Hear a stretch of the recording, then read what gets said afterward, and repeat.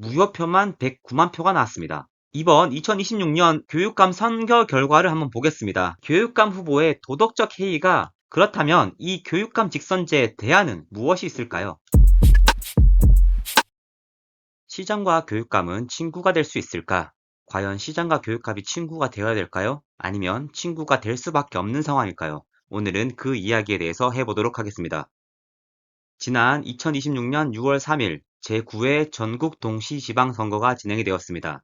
여기 보이는 대로 굉장히 많은 선거가 이루어졌어요. 시도지사, 구시군의장, 시도의회 의원, 구시군의회 의원, 기초의원 비례대표, 교육감 그리고 보궐선거까지 총 7가지. 대부분의 곳에서는 시도 하나, 둘, 셋, 넷, 다섯, 여섯, 교육감까지 6개의 선거가 진행이 됐고 보궐선거가 있다면 더 많은 선거가 진행이 되었습니다.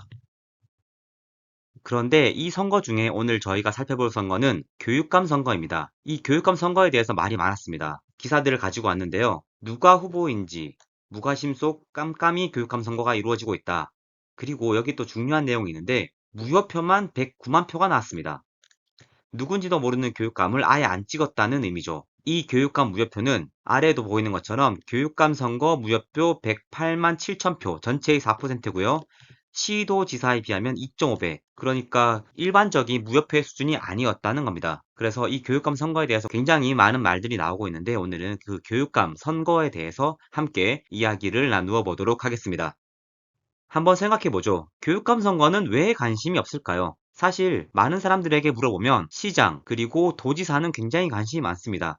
그러나 교육감 선거에 대해서는 잘 모르시는 분들이 많아요. 실제로 교육감을 뽑아야 되는지도 잘 모르는 분도 계십니다. 왜 그런지 하나씩 살펴보도록 하겠습니다. 일단 교육감 선거에서는 정당의 추천이 없습니다. 그래서 번호도 없습니다. 예전에 있던 벽보인데요. 밑에 보시면 최보선, 조전혁, 정근식, 윤호상이죠. 여기는 종로구에 있는 벽보고요. 양천구로 넘어가게 되면 이 순서가 또 바뀝니다.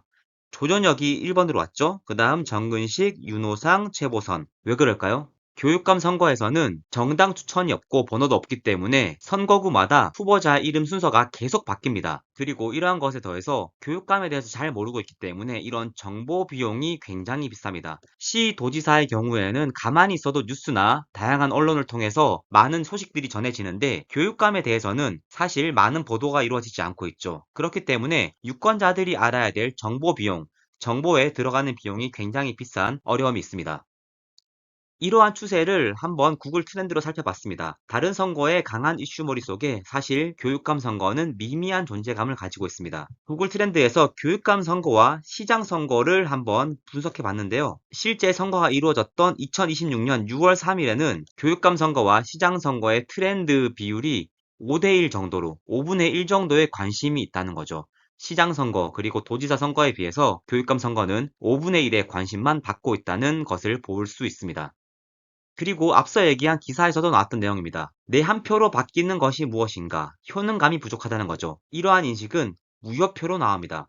무효표가 1009만 표입니다. 전체의 4%고요. 시도지사의 2.5배. 이 얘기는 교육감 선거에 대한 관심을 넘어서 투표하러 간 사람도 투표를 하지 않았다 라는 부분이 되겠습니다. 이러한 인식은 당연히 내 한 표로 바뀌는 것이 무엇이 있나 느껴지는 것도 없고 내 한 표의 의미가 크게 없다는 그런 인식이 반영된 것이 아닐까 생각해 볼 수 있겠습니다. 그러면 이러한 교육감 선거의 역사에 대해서 한번 살펴보도록 하겠습니다. 1948년부터 1990년까지는 임명제였습니다. 교육부의 전신이라고 할 수 있는 문교부가 지명한 단독 후보가 나왔고요. 교육위원회 100%가 찬성을 했습니다. 사실상 임명한 것과 다름없는 부분이죠. 제가 1988년도 기사를 하나 가지고 왔는데요. 이때 서울시 교육감으로 김상준 교육감이 취임을 했습니다. 김상준 교육감의 경력을 한번 보시죠. 학력부터 보면 서울대학교 사범대학 대학원을 나오셨고요. 이분의 대부분의 경력이 교육부에 계시던 분입니다. 교육대학, 인천교대 교육감을 하셨다가 8대, 9대 강원도 교육감을 하셨군요. 그러다가 다시 교육부 차관으로 오셨다가 서울시 교육감을 취임하는 그런 식입니다. 그러니까 교육부에 있던 예전에 문교부에 있던 고위 공직자가 서울시 교육감으로 임명이 되는 그런 식의 흐름이었다고 보시면 되겠습니다. 그러다가 1991년에 간선제가 진행이 됩니다. 이때 가장 주요한 특징은 지방교육자치에 관한 법률이 제정되었다는 겁니다. 그러니까 지방교육자치가 시작이 된 거죠. 그래서 교육위원 7명으로 구성된 교육위원에 의한 간선제가 진행이 되었었고요. 1997년에는 학교운영위원회, 학운위가 1990년대 중반쯤 만들어졌는데 이 학교운영위원회가 만들어진 다음에 학교운영위원회의 대표로 구성된 사람들이 간선제를 실시했고 2000년대로 넘어와서는 학교운영위원회의 전원이 간선제로 했습니다. 지금은 학교운영위원회가 학교 운영에 관해서만 관여하고 있지만 이 당시에는 교육감을 실제로 뽑는 그런 위치에 있는 분들이었어요. 그래서 2000년대 기사를 살펴보면 학운위가 교육감 선거에 이용이 되고 있다. 여기 아래 세부적인 기사도 보면 교육감 선거를 의식한 각 진영의 4사람 신기 경쟁이 갈수록 혼탁해지고 있다. 서울시의 학교가 한 1300개 정도 되는 것으로 알고 있습니다. 그러니까 여기에 4사람이 몇 명 있는지가 굉장히 중요한 것이 되겠죠. 그래서 이 취지가 퇴색이 되었다. 그런 기사도 보이고요. 이렇게 교육감 선거가 바뀌어 오다가 2007년에서야 주민 직선제가 도입이 되었습니다. 제주부터 시행이 되었고요. 이 당시 제주는 제주특별자치도 법이 만들어지면서 주민 직선제가 시작이 되었습니다. 2010년부터는 전국 동시지방선거, 앞서 말씀드린 이번 선거는 제9회 전국 동시지방선거였죠. 이렇게 전국 동시지방선거를 할 때 교육감 역시 함께 선출을 하게 됩니다. 그러나 다만 이 당시에도 교총에서는 교육감 직선제를 폐지하자 이런 얘기들도 있었습니다. 현재까지는 약 20년에 걸쳐서 교육감 직선제가 유지되고 있습니다. 이번 2026년 교육감 선거 결과를 한번 보겠습니다. 원래는 17개 시도교육청이었는데 전라남도와 광주광역시가 통합이 되었죠. 그래서 총 16명의 교육감이 선출이 되었습니다. 서울시 정근식 교육감부터 제주 고의숙 교육감님까지 이렇게 총 16명이 선출이 되었고요. 이분들의 정치적 성향, 사실 교육감 선거에서 정치적 성향을 얘기하는 것이 좀 웃기긴 하지만 언론에 보도된 바에 따르면 일부 교육감은 진보 성향을 가지고 있고 또 일부 교육감은 보수 성향을 가지고 있습니다. 그래서 우리나라에서 통용되고 있는 진보 경향을 가지신 분들은 파란색으로, 보수 경향을 가지고 계신 분들은 빨간색으로 표시해봤고요. 대전교육청의 오석진 교육감님은 중립적인 그런 기사도 있어서 이분은 별도의 색깔을 표시하지 않았습니다. 대구, 세종, 충북, 경북, 경남 5개의 시도를 제외하고 대부분의 시도에서 진보 성향의 교육감이 선출된 것을 확인할 수 있습니다. 이번 교육감 선거에서 볼 수 있었던 몇 가지 특징적인 부분들을 정리해 보겠습니다. 서울에서는 총 8명의 후보가 후보 등록을 했습니다. 직선제 이래 최대 후보 등록이라고 합니다. 앞서 말씀드린 것처럼 정치색이 없다고 하지만 성향이 조금씩 보이죠. 파란색과 빨간색 이렇게 색깔이 조금씩 보입니다. 보수 진영 그리고 진보 진영 모두 단일화를 추진했으나 불복하고 출마하는 사례도 있었고요. 총 8분의 후보가 출마를 했었습니다. 그 결과 서울시에서는 정근식 교육감이 재선에 성공을 했습니다. 정근식 교육감은 2024년 조희연 교육감의 직상실 후에 보궐선거로 당선이 돼서 약 1년 6개월 정도 임기를 채웠고요. 이번에 재선에 성공을 했습니다. 사진은 취임식 장면이 되겠습니다. 그리고 이 서울시 교육감인 정근식 교육감은 대한민국 교육감협의회 회장으로도 선출이 되었습니다. 이전까지 대구교육청의 강은희 교육감님께서 교육감협의회 회장이었는데 이번에 새롭게 11대 회장으로 선출이 되었습니다. 경기도로 넘어가 보겠습니다. 경기도에서는 보수 교육감 후에 다시 진보 진영으로 넘어왔습니다. 2022년, 그러니까 지난 선거였죠. 지난 선거에서 경기도의 첫 보수 교육감으로 임태희 교육감이 당선이 되었습니다. 그러나 재선에는 실패했고요. 이번에 새롭게 진보 진영의 안민석 교육감이 취임하게 되었습니다. 이 사진 역시 취임식 사진이 되겠습니다. 지금까지 교육감 선거의 역사, 그리고 올해 실시한 교육감 선거의 결과에 대해서 한번 살펴봤는데요. 이번 교육감 선거에서도 역시나 다시금 불거진 문제들이 있습니다. 앞서 이야기한 교육감 선거의 문제점에 대한 연장선이라고 할 수 있는데요. 하나씩 정리해 보도록 하겠습니다. 첫 번째, 깜깜이 선거다. 정당과 기호 표시가 없습니다. 벽보도 투표용지도 선거구마다 순서가 다릅니다. 앞서 벽보는 말씀드렸고요. 투표용지 역시 선거구마다 ABC, BCA, CAB 이렇게 순서가 다릅니다. 이런 부분에 있어서 정보 비용이 높다는 것 말씀드렸습니다. 교육감 선거에 있어서 잘 모르고 정당도 없고 기호도 없고 그래서 관심도가 떨어지는 그런 것들이 지속적으로 반복되고 있습니다. 두 번째, 역대 최대 수준의 무효표입니다. 109만 표면 사실 엄청난 표입니다. 이것이 시도지사의 2.5배에 달한다는 거. 생각해 볼 부분이 되겠죠. 후보가 난립했던 서울의 무효표의 경우는 30만 표, 심지어 30만 표가 무효표가 되었습니다. 세 번째, 정치적 중립이죠.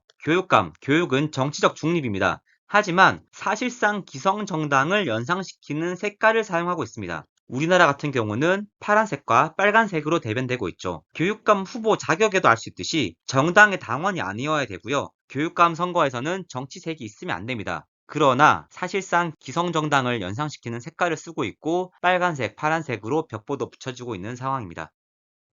네 번째는 교육감 후보의 검증에 대한 부분인데요. 교육감 후보의 도덕적 해이가 다시금 도마 위에 올라오고 있습니다. 이번 교육감 후보 4명 중 1명은 음주운전과 폭력 등의 전과자가 있다는 것, 그리고 실제로 임전수 세종교육감 예비후보가 도덕성 논란에 사과했다. 그리고 교육감은 도덕성도 검증 대상이다. 공개 해명을 촉구하고 선거 막판 변수로 부상했다. 이런 부분들이 있습니다. 교육감 후보의 도덕적 해이가 지속적으로 기사화되고 실제 선거에 있어서 정책이 아니라 이러한 논란, 도덕적 해이가 선거의 당락에도 영향을 미치는 그런 것으로 보여지고 있죠. 지금까지 교육감 직선제의 문제점들에 대해서 한번 이야기해 봤는데요. 그렇다면 이 교육감 직선제의 대안은 무엇이 있을까요? 최근 가장 많이 나오는 이야기가 러닝메이트제입니다. 시 도지사와 교육감 후보가 짝을 이루어 출마한다는 거죠. 제가 가장 처음에 얘기 드렸던 시장과 교육감은 친구가 될 수 있을까? 바로 그 내용입니다. 시 도지사와 교육감이 짝을 이뤄서 함께 선거에 나오는 겁니다. 이러한 러닝메이트제에 찬성하는 사람들은 유권자의 관심을 제고할 수 있고 행정의 효율화 그리고 정당의 검증 기능을 활용할 수 있다는 것을 근거로 들고 있습니다. 하나씩 살펴보도록 하겠습니다. 교육감 후보 그리고 교육감 선거에 대해서 사람들의 관심이 적습니다. 그러나 시도지사에 대해서는 관심이 많죠. 그리고 언론 역시도 시도지사에 관한 기사를 더 많이 써내고 있습니다. 그렇기 때문에 시도지사와 교육감이 러닝메이트가 되어서 함께 출마하게 되면 시도지사 바로 옆에 교육감이 있게 되는 겁니다. 그러면 자연스럽게 교육감 후보에 대한 관심 역시 높아진다는 것이 됩니다. 시도지사에 대해서 보고 있지만 바로 옆에 교육감이 있기 때문에 이 둘이 어떠한 이야기를 하고 어떠한 교육적 정책을 내세우는지 함께 볼 수 있다는 거죠. 두 번째로는 행정 효율화도 이야기하고 있습니다. 시도지사 그리고 교육감은 시청과 교육청의 최종 결정권자입니다. 이 두 사람이 짝을 이루어 출마하게 된다면 당연히 선거 이후에 당선 이후에도 시청과 교육청, 도청과 교육청의 협력이 강화될 수밖에 없겠죠. 이러한 부분들은 당연히 행정 효율화로 이어질 겁니다. 그리고 앞에서도 교육감 후보의 도덕적 해이를 이야기했습니다. 정당은 자체 검증 기구가 있죠. 그래서 후보들의 사회적이거나 도덕적 해이를 자체적으로 거르는 기능이 있습니다. 이러한 정당의 검증 기능을 교육감 후보에게도 적용을 할 수 있기 때문에 이 러닝메이트제는 여러 가지로 각광을 받고 있습니다. 그러나 반대하는 입장도 있죠. 러닝메이트제는 교육 자치와 교육의 정치적 중립성을 훼손한다는 점이 가장 큰 쟁점입니다. 현행 헌법에서 교육의 정치적 중립성을 보장하고 있습니다. 그렇기 때문에 러닝메이트제 지금은 사실 굉장히 말이 많이 나오고 있지만 현재의 법률상으로는 시행이 불가한 제도이긴 합니다. 다만 여러 가지 법률 개정을 통해서 추진되고 있는 것은 사실입니다. 이를 통해 유권자의 관심을 높이고 행정 효율화를 높이고 교육감 후보자에 대해서도 검증을 할 수 있는 그런 장점들이 많이 논의가 되고 있죠. 두 번째 대안은 임명제입니다. 시도지사가 교육감을 임명하는 것이죠. 그러고 나면 지방의회의 동의를 얻는 것입니다. 마치 대통령이 장관을 임명하는 것과 비슷한 방식이라고 보면 될 것 같습니다. 이러한 임명제에 찬성하는 입장에서는 역시 행정의 효율, 그리고 정책의 일관성, 선거 비용과 과잉 경쟁 해소, 교육감 선거하는데 선거 비용은 많이 드나 그것에 비해서 무효표도 많고 그 효용성이 많이 떨어지고 있죠. 그래서 선거 비용을 줄이고 과잉 경쟁을 해소한다는 점에서 임명제가 얘기가 나오고 있고요. 하지만 반대에서는 역시 교육이 정치적 권력에 예속된다는 문제점을 얘기하고 있습니다. 시도지사가 임명한다면 그것은 자연스럽게 교육이 정치 속으로 들어가게 되는 그런 모습이 되겠죠. 이 역시도 헌법에 있는 31조 교육의 정치적 중립성을 어기는 부분이기 때문에 역시 현재의 법률상으로는 시행에 불과한 부분이 되겠습니다. 러닝메이트제와 임명제 두 가지를 생각해 본다면 저는 러닝메이트제가 조금 더 현실 가능성이 높지 않을까, 임명제는 다소 현실적으로 어려운 대안이 아닐까 생각해 봅니다. 지금까지 러닝메이트제와 임명제에 대해서 살펴봤는데요. 저는 현행제도, 직선제를 보완하는 건 역시 한 가지 방법이라고 생각합니다. 이 직선제는 사실 30년이 채 되지 않은 젊은 제도입니다. 그리고 직선제야말로 교육의 정치적 중립성을 보장할 수 있는 방안이라고 생각해요. 우리가 교육감 선거 역사에서도 살펴본 것처럼 교육위원회, 학교운영위원회 등 간선을 거쳐온 역사가 있습니다. 이 간선의 가장 큰 단점이 직선제가 아니기 때문에 선거에 참여하는 위원들을 매수하는 그런 문제점이 있었죠. 특히 교육위원 7명, 학교운영위원회, 교육위원회보다는 많아졌지만 학교운영위원회 역시도 그 수가 제한적이었기 때문에 교육감 선거에 있어서 매수하는 그런 문제점들이 많이 있었습니다. 그래서 직선제는 그대로 두고 현재의 문제점을 보완하는 방식에 대한 논의가 필요한 시점이 아닐까 생각을 해봅니다. 현행 직선제를 보완하기 위해서 가장 먼저 생각해야 될 부분은 선거공영제를 강화하는 부분입니다. 선거공영제가 무엇이냐면 크게 두 가지가 있는데요. 관리공영제와 비용공영제입니다. 모든 선거에서 이루어지고 있어요. 관리공영제란 선거관리위원회가 선거운동을 관리하는 거죠. 비용공영제는 비용에 대해서 보전해 주는 것을 말합니다. 실제 선거에서 선거 결과 15% 이상 득표하게 되면은 선거 비용 전액을 보전하고요. 10%에서 15%라면은 반액을 보전해 줍니다. 2024년에 있었던 서울시 교육감 선거에 대한 보전 비용에 대한 서울시 선거관리위원회의 보도자료입니다. 정근식 교육감과 조전혁 후보에 대해서 보전이 이루어졌고요. 실제 보전 금액을 보면은 38억 그리고 37억 정도가 보전이 됐습니다.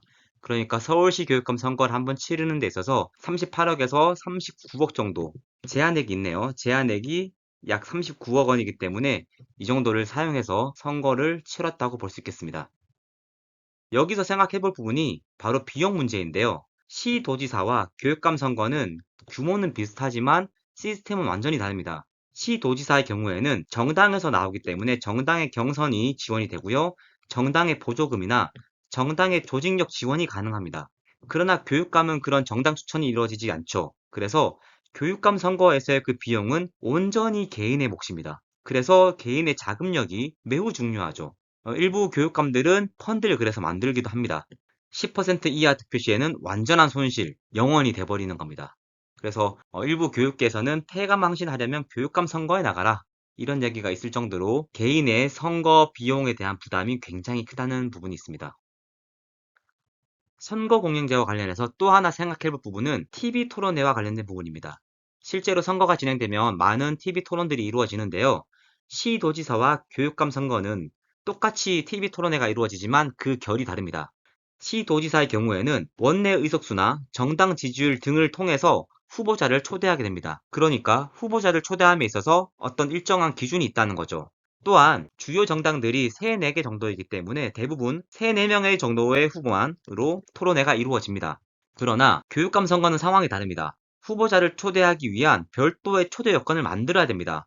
원내 의석이나 정당 지지율 이런 것들을 할 수가 없죠.